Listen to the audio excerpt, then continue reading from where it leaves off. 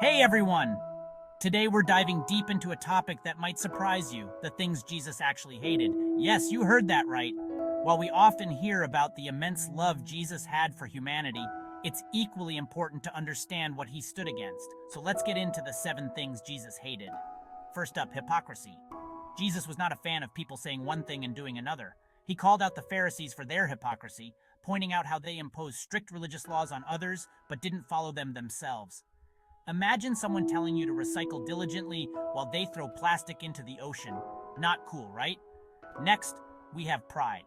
Jesus championed humility and service over self-promotion.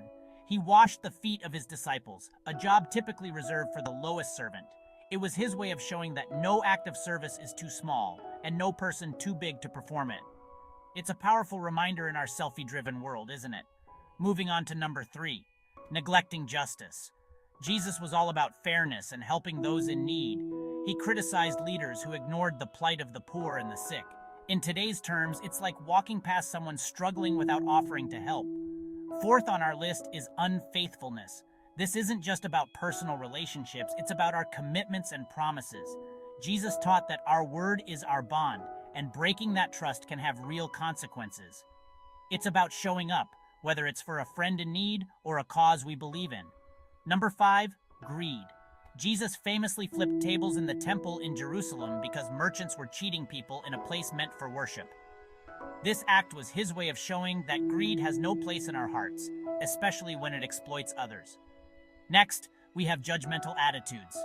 Jesus said, "Let he who is without sin cast the first stone." This was his way of saying that everyone makes mistakes, and we should offer compassion rather than condemnation. Imagine a world where we uplift rather than tear down. That's the world Jesus envisioned.